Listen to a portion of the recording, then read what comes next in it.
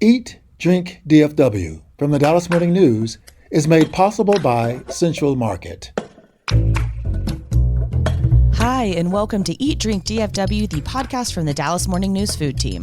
Each week, we take a look at the food and drink trends in North Texas, talk about restaurants in Dallas-Fort Worth, learn some new recipes, and sometimes even get tips from you, our listeners. I'm Anna Butler, the Dallas Morning News' food and events editor. This week, we're talking about COVID-19, on what changed, what closed, the indelible mark left on the restaurant industry, and even some of the positives it led to. That's all coming up right after this. Central Market is really into food. Like when we say cheese, it's in 12 languages into food. Butchers, bakers, and sushi roll makers into food. We're talking so obsessive about quality you can shop blindfolded into food. Central Market is really into food. If you are too, then let us turn your shopping list into a treasure map. Get inspired, get adventurous, or just get a chef-made dinner when you've got more taste buds than time. No place makes every meal more amazing like Central Market. Really into food. Shop now at centralmarket.com.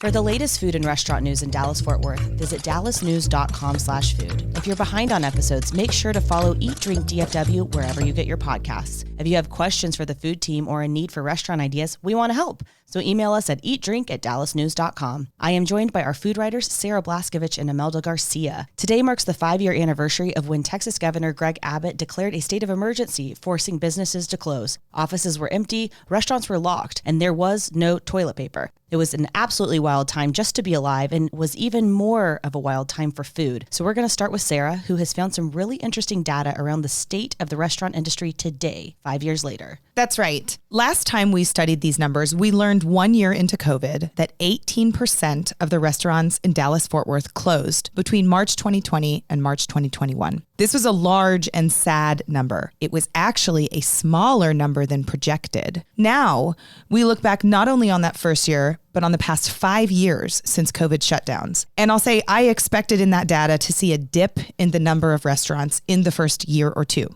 What I found instead was a shock. The number of restaurants in DFW starting in 2020 steadily increased every year with no dips at all. That means that even as 18% of our restaurants closed, enough new restaurants opened to add several hundred new ones every year consistently. That's absolutely bonkers, because I think it went against every single projection that we thought we would see. Yes, and I'm glad to hear you say that, Anna, because it did surprise me. And I ran this by a whole bunch of restaurateurs. Most of them were surprised, especially if you take a nationwide look at COVID 5 years later. Big cities like New York and LA cannot boast these numbers like Dallas did. Now, if you're only focusing your lens on Dallas, we sure did see a lot of innovation and change in the last 5 years.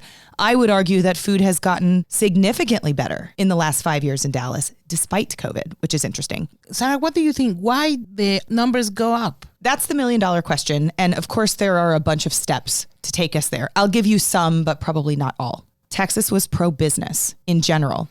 Governor Abbott handled COVID differently than some other governors did. And we won't get too much into the politics, but what that meant is that it opened the door for people to do business in our state where they couldn't do business in other states. So business owners moved here. It's not just about restaurants. Think of all the major corporations that relocated to North Texas or to the Austin area in the past 5 years. With those businesses come workers. People could live for less in Dallas than they could in LA or New York. Also, real estate for those business owners was more affordable. So if we're thinking specifically about restaurants, getting a lease for, 5,000 square feet in Dallas is more affordable than it would be in LA or New York.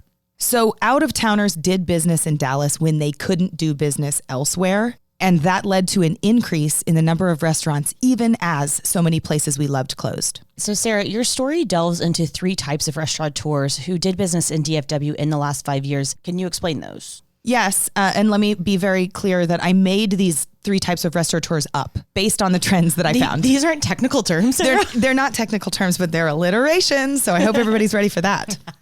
The first obvious one is the innovative outsider. So these are people who chose to do business in Dallas but hadn't been here before. And one of the key sources for this was Philip Franklin Lee. He is a California restaurateur. Some of his restaurants have won Michelin stars, and he became known for the pop-up, the kind of quirky little bitty place. Well, right after COVID hit, he relocated his family to Austin. So while he still has restaurants all over the country, he's a Texas guy now, and he owns 12 restaurants in Texas since COVID started. That's a wild number. That's a whole bunch of restaurants. Now, none of those restaurants have more than 10 seats. So he makes the argument that you can open a restaurant, even a fancy one. And in fact, he owns an omakase restaurant in a hotel room at the Adolphus Hotel in downtown Dallas. He didn't have to build that restaurant. He didn't even really have to outfit it much. His father-in-law built the bar from butcher blocks and installed it in what would have been like where the king-size bed goes in this hotel room suite. So these are the kind of restaurants he's opening. That's why I call him the innovative outsider. The second restaurant he owns in DFW is NADC Burger, which we've talked about on this podcast, but it is a little bitty burger joint inside of a comedy club. He didn't put the comedy club up. I don't even think he put the chairs and tables near the kitchen. I just think he hired people to put one item on the menu. There's one burger on that menu, and it feels like a secret, and people are lining up in Fort Worth to do it. So he's, of course, not the only outsider. We saw a lot more traditional restaurateurs come to Dallas, Fort Worth. Delilah, the Supper Club, is opening in Dallas. Catch opened in Dallas. Carbone opened in Dallas. You'll see high-end restaurants like that too. But I like Philip Franklin Lee because he shows how you can open a restaurant in ways we didn't think possible. He 100% is also a textbook of some person that we saw during the pandemic, where we've talked about these businesses moving here now, but people just moved here in droves because it was more affordable. It wasn't just, the food workers and things like that. We have to also then be able to feed all of those people. And so you're going to be able to have room for more of these restaurants moving forward, like his, that are kind of special and quirky, but also just more of those big chain ones who'd never had a location in Texas before. Yes. And Anna, I like your point about the population increases, because we also have seen population increases in DFW over these past 5 years. And an economist from the Bureau of Labor Statistics made a point to me: when you have more people, you have to feed them. Because I asked her, are you surprised that the number of restaurants increased? And she said, well, no, because we have more people here. And those people eat 3 meals a day. And, we're not all eating in restaurants 3 times a day, but those graphs make sense that if the number of people here is going up, the number of restaurants should go up. And in fact, if it doesn't, then we might have some sort of economic crisis. Okay, so we've talked about the first type of restaurateur, the innovative outsider. The second is the influential insider. Opposite day. The influential insider is a perfect example of that, is Duro Hospitality. They own 5 high-end restaurants in DFW. They opened 4 during COVID. So the bulk of their businesses were born and bred during COVID. Now, unlike the innovative outsider, the guy who opens these tiny pop-up shops, Duro Hospitality, which owns the Chumley House and Mr. Charles and The Charles, El Carlos Elegante, and Sister, they are still doing fine dining. And if you read any of the food stories in the past 5 years, national publications were saying fine dining is dead. We're never going to eat fancy food again. We're not going to get all dressed up to do it. And we don't need these servers wearing the uniform, coursing out their menus. That was wrong, at least in Dallas. Duro Hospitality is proving that people do want to spend big bucks on a high-end evening. And in fact, they've done it 4 times in the last 5 years. It's incredible. I think if something like that was also going to work, it had to be in Dallas. I feel like Dallas really leans into getting dressed up and doing something else, because when you're moving to a place like North Texas, you have bigger kitchens, you have more room to cook. So you want to go to an experience that you can't necessarily do at home. So I feel like that's why we gravitate towards high end and dives. Like those middling restaurants don't really do a ton for us. And I think a lot of people also come from the outside. So they are like discovering the city, so to speak. So they dove into the fancy ones and the street stands. So it's great for everyone, I think. Yes, agree. One of my favorite things that Chaz Martin, who's one of the owners of Duro Hospitality, that he said is, quote, smart business people grow through downturns. You grow when no one is looking. And that's like exactly what they did. Buying the dip. Yeah. And there's so much that goes into that, right? They have to know investors who will give them money in a time when poor people got poorer and rich people got richer. And they probably know some of these richer people who are willing to put their money into restaurants. So there's a lot that goes into growing during a downturn, and it probably doesn't work for everybody. I don't want to think that we're thumbing our nose at the restaurants that did close while these places thrived. Unfortunately, both of those things can be true. Okay, tell us about the third. The third is the stubborn survivor. So this is the restaurateur who either died and came back to life, or shouldered their way through and it was ugly. This is a lot more flattering than the term zombie. Thank you. Also, was there an adjective that started with a Z that could go before zombie? Stubborn survivor worked while the other didn't. Zany zombies, not as kind. It's right. But a perfect example of the stubborn survivor is the owner of Crossroads Diner. This is a breakfast place. It's not expensive, and it lived until late 2020. So the owner, Tom Fleming, wanted to keep serving people breakfast during COVID. He would say he's trying to do it safely, which is also really important. But they just didn't make enough money. It wasn't working. And there are a host of reasons why restaurants closed. Ingredient prices, lack of foot traffic, no breaks on rent during the hardest times when no sales were coming in. There's so many variables here. But Crossroads Diner couldn't make it. It closed 5 days shy of its 10th anniversary, which is like a dagger to the heart for a small business owner. Yeah, that really is. So Tom went off and did other stuff. I checked on him a few years in, and he was making furniture. But then in the last year, he said, you know, what I'm really supposed to be here for in this world is for making breakfast for people. That's what makes him happy. And I think he makes a lot of other people happy doing it. So he reopened Crossroads Diner in January 2025. And if you ask him, he wanted to open it quicker, but you know, construction delays and sort of difficulties of running a restaurant in this climate are all too real. Also, it should be noted, he opened a breakfast place in January 2025. Horrible time for eggs. I mean, the timing was... He was already having a tough time, and then here comes the egg thing. But he is the stubborn survivor. He says, what I'm put on this earth to do is make breakfast for people, so gosh darn, I'm going to do it. And we needed all three types. We needed the out-of-towners, whether you like them or not. We needed the insiders who feel like a little bit more authentic versions of what quote-unquote Dallas food might be. And then you need those stubborn survivors selling affordable food, but who might have had the hardest time eking out a living in the last 5 years. You can read Sarah's story on this topic by visiting dallasnews.com/food. It comes with a lot more data, some really great graphics with it. So we're excited to share that with you. Imelda, you also have your own COVID story, and it is a very different one than this. Can you tell us a little bit more about Hugo's? Yeah, sure. This is the story of Hugo Miranda. He is an immigrant. He's a restaurateur, and he was very sick of COVID since late 2020, and he was in the hospital for almost 6 months. Oh, no. 2 of which were in a coma, and the other 3 were in rehabilitation. Oh, my God. Wait, Imelda, he was in a coma for 2 months. Yes, it's amazing. I mean, he survived, and he's a whole new man now. So he was the owner of Hugo's Invitados. I don't know, do you remember that place? I do. It's in Las Colinas. And during his time in the hospital, he was intubated. He contracted 2 pneumonias. He was feeding from a tube that was connected to his stomach. He was about to get disconnected. Oh, my gosh. Yeah, and he was near death 3 or 4 times. His wife and 2 kids were outside the hospital praying every evening. And then more family and more people from their church joined them. And then sometimes there were like 30 or 40 people praying outside the Methodist Hospital in Richardson. And Imelda, they were outside because they couldn't go inside? They couldn't go inside. That's correct. So he was so sick that, imagine this, when he woke up, he didn't recognize his family.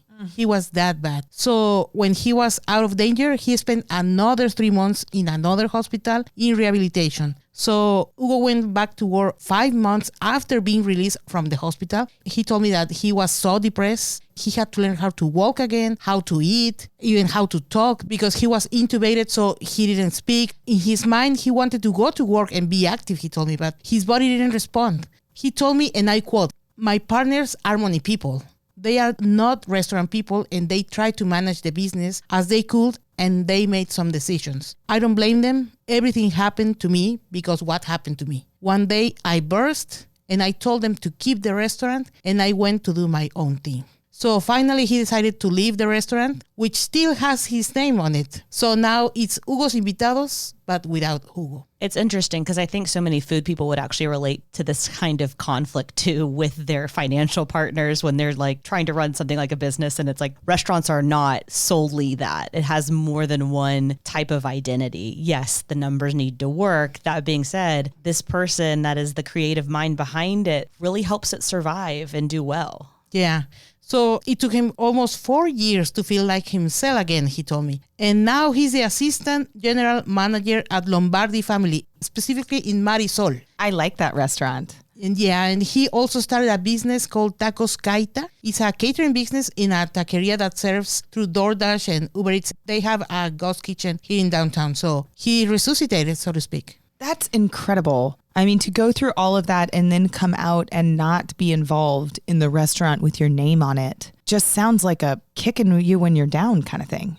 Yeah, and they are sad about it, but the family told me that they are happy because they are together, they are alive, they don't have any regrets, and they are trying to build a future again. I was almost moved to tears, Imelda, when you talked about them standing outside that hospital room. I remember seeing pictures and video on the news of people praying for a family member through a window. You know, I have friends who had grandmothers in nursing homes that they could see but not touch.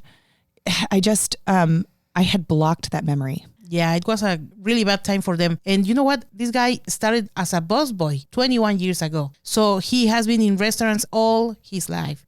Telling these 5-year stories just made me want to say again that I'm so thankful for the people who worked in the restaurant industry. We called, nurses and doctors, first responders, kind of frontline COVID people, but restaurant workers absolutely were. And I hope we never lost sight of how important that was in the last 5 years. You can find stories on all these topics and much more from our food team when you visit dallasnews.com/food. We're going to take a short break and we'll take a look at some of the changes wrought by COVID when we're back. Central Market is really into food, like fish flown in so fresh it still has jet lag into food. Our sourdough starter has been around since grunge was a thing into food. We're talking more prime cuts than a greatest hits album into food. Central Market is really into food. If you are too, then we're the HQ for you. Whether you're a make every recipe in the cookbook foodie or a my favorite recipe is reheat type who just digs the delectable, no place makes every day more delicious like Central Market. Really into food. Shop now at centralmarket.com. Welcome back. In just a minute, we're going to talk about how booze to go seems here to stay. But first, we'd love it if you would help us spread the word about our podcast. If you like it, please tell your friends or anyone you think would appreciate all the important information we share each week. It would mean the world to us. So we put a list together of all the things that happened because of the pandemic in the restaurant industry. Some of those are still here and some of them are gone. Some of the ones we came up with were X's on the floor that were 6 feet apart. Some are still there. Yeah, I think that's just laziness. I'm just kidding. Plexiglass windows, hand sanitizer just being everywhere. Everywhere. And like liquor people making hand sanitizer. Yep. And I was like, we actually just want the tequila. QR code menus, masks at the door everywhere you went. We thought a good one that is actually seemingly here to stay is alcohol to go. This was something that was sent out as a lifeline from the state, essentially, because restaurants were like, okay, we're allowed to open and bars weren't quite allowed to. It was just strange too, because restaurants typically rely a lot on booze sales, and then they couldn't really sell alcohol out their front door when people were doing to-go food. So it was really cutting into margins. So this was purely a lifeline. I was proud of Texas for this move because we have the weirdest alcohol laws, some of which date back to the beginning of time and have never been amended. We used to have a beer reporter here at the Dallas Morning News, and I feel like we would play a game daily of do you believe this is really one of our laws?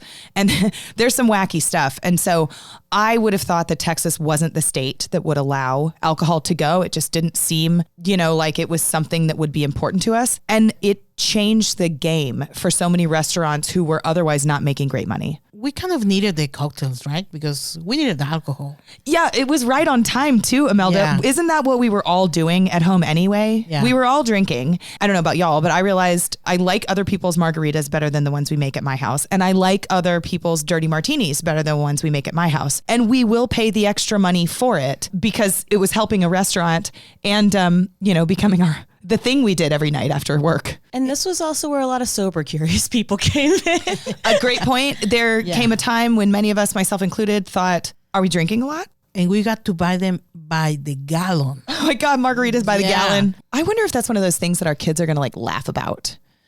They'd be like, remember when someone would deliver a gallon of margaritas and it would have that frosty, it would be a milk jug. Uh-huh.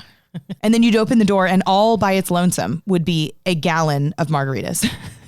Some restaurants did do this very well. They did. Mi Cocina is a perfect example. And interestingly, Dallas-born Mi Cocina did not do delivery. And yet still, it had pretty good years. One of the reasons was because of alcohol to go. So people who love Mi Cocina, if you have one in your neighborhood and it's the kind of place you like to go every Friday night, what they were experiencing is people would still come, pick up their food, take it home. So they'd eat those tacos and drink those margaritas at home and pretend like they were halfway having, the regular Friday night. I've talked to the CEO of Mi Cocina about this, and the alcohol to go is a game changer. A second example of a COVID innovator was Rita's and Queso. Does anybody remember this basically fake company that started delivering margaritas and queso only? The only thing I remember about it is it wasn't a Mexican food or Tex-Mex restaurant doing it, right? That's exactly right. It was Julian Barsati's company, and they famously own Nona and several other restaurants. And now they also have Odele, which is a Tex-Mex place at Lovers in Inwood in Dallas. But Ritas and queso was just those two things. And he thought, well, what do people want? When they're stuck at home, they're worried, they're sad, they're hungry, they're thirsty. Maybe margaritas and queso are like a little bit of an antidote. And you paid a premium for both of them. This was the most expensive queso I'd ever purchased and had put on my doorstep. And I would do it again. Emotional support cheese. And margaritas. Yes. And then we all went, I need to stop drinking margaritas. Don't get me wrong, we haven't stopped drinking margaritas, but we're being a little more thoughtful. Well, Imelda, I must know, did you become an expert at making margaritas during the pandemic? Actually, yeah, I tried to make new cocktails, in that, alcohol was necessary. Did you cook any food? Yeah. Actually, you know what? The tortilla place near my home closed because of COVID. And then I had to learn how to make tortillas by myself. Ooh, that's hard. Yeah, it was hard, and they were not like a circle. They were like an amorphous thing, but it was okay. I mean, I burned my fingers, and it was like, it really made me appreciate my grandmother. That made him like really easy. Yeah. Yeah, I love those stories of the grandma who makes tortillas every single morning. Similarly, I was listening to a podcast and Ava Longoria makes tortillas every morning for her son, like the actress from Desperate Housewives and a bunch of other things. And I'm just like, what a gift. Yeah, to have it is a someone gift. downstairs making homemade tortillas when you wake up in the morning. My gosh. Yeah, true. Also, I started to make pies, like apple pie and cherry pies. And Well, you're a Thanksgiving enthusiast because your birthday's right there too. Yeah. But the thing was, there was no flour, remember? In the I do. supermarket. It Oh, was a nightmare, yeah. Well, and there was no flour because everybody was making bad bread. Yeah, like me. I did start making bad bread. That being said, I also shipped in flour from Italy. Oh, wow. That was the place that I could find it. I wanted double O flour, which is a very popular pasta making flour, but I also got bread flour from there, which I still have to this day, along with way too much yeast. I should not be making bread. Do you make good bread? Yeah, people say it tastes good. We started making focaccia. Remember the focaccia craze? And honestly, we would make anything that the internet was making at the time. We had a baby at home who was born the second week of the pandemic, and we had a 4-year-old, and everyone was a little bit out of sorts. The kids weren't in school and everything just felt upside down. We couldn't really go to the park at the beginning like we thought we wanted to. And so we cooked with our older daughter quite a bit. And she was 4 though, so it's kind of that unhelpful cooking thing. And we baked a lot, but then we also made focaccia. And I'll never forget, when the focaccia dough is in the pan and the bubbles rise and you like stick your fingers in it like claws in order to get the little indentations in the focaccia. Man, my 4-year-old loved that. But she was really good at it too. We also made some homemade ricotta and then put the ricotta on the focaccia. And then we were like, we are Italian and we should open a restaurant. Of course. I spent an undue amount of time at the Hudson House in Lakewood because I could walk home, but it also used to have a much better happy hour than it does now. It's still decent. It was 50% off of all of the martinis and its Bellini, which is leaded. It has a Grand Marnier floater in it. The burger also used to be half off. The oysters were also half off. And so it would just be one of those things where I'd like start working at 6 a.m. and then by 4 I could just walk over there, meet friends, walk masked to a booth to take off a mask. Yeah, right. I was like, that's definitely doing something right. My favorite thing about that Hudson House is that it used to be an IHOP, and that it was. Yeah, you can still feel it a little bit. I can feel in my bones where the bathroom is because that's where it would be in an IHOP. Yeah, that's right. Now, did y'all get into any non-food COVID hobbies? Like, I went through a bit of a calligraphy phase. I had a hell of a garden that was destroyed in the 2021 freeze. Oh, and shoot. I've given up all hope on gardening since then. I was like eating all my own vegetables. I had a tomato plant that lasted through December of that year, Wow. December 2020. And then that freeze hit in January 2021. And it was devastating. For me, it was puzzles. I mean, we made a lot of puzzles, and these made it, so to speak. Yeah. No, the puzzles are fun, right? Because like you do it, and then like a month later, you're like, you want to do that again? But I'm not going to remember how to do it. Yeah, that I was think me. it just really reminds all of us about how fleeting time is. Yeah, the last 5 years might have been 500. Yeah. Or they might have been a couple weeks. It's really tough. I was like, it's been the blink of an eye, and it has been an eternity since then. Yes. And it was just a roller coaster in journalism as much as it was in food. Yeah, well said. We also have a little bit of an in memoriam that we've put together with restaurant closures that happened during the pandemic. Sarah, do you want to kick us off? Yes, I'll mention Trinity Hall in Dallas's Mockingbird Station. It was a place my best friend's family, who is super Irish, they used to go all the time, like long before we could drink, and it will be missed. I will say Trompo because it's sad that all the effort for many years finished in a closure of the restaurant. Even if it didn't happen during the pandemic, I think it all started in the pandemic. I'm going to go with a curveball. Highland Park Cafeteria, which was very beloved and was no longer in Highland Park. It was in Lakewood at Casa Linda.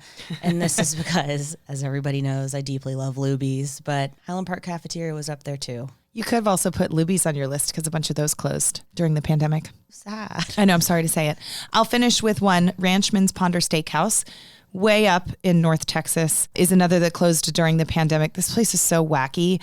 Cindy Crawford, Stevie Nicks, Bobby Flay, and Meatloaf had all eaten there, not together. And it had been open since 1948, closed during the pandemic. And because of the pandemic, I have heard there's a chance there could be a new buyer. So we'll end on a potentially mysterious high note. Did Meatloaf eat meatloaf? I don't know. He didn't invite me. Can you believe that? It's rude. You can find our story on COVID closures by visiting dallasnews.com/food. And just a quick note, we're so grateful you keep coming back to our podcast. And remember, we're here for you. We'd love to know what you guys want to talk about or hear about. So email us at eatdrink@dallasnews.com. That's all the time we have for this week. Special thanks to our producer, Julie Fisk. For the news, I'm Anna Butler. Thanks for listening, and we'll see you next time. Eat, Drink, DFW from the Dallas Morning News is made possible by Central Market.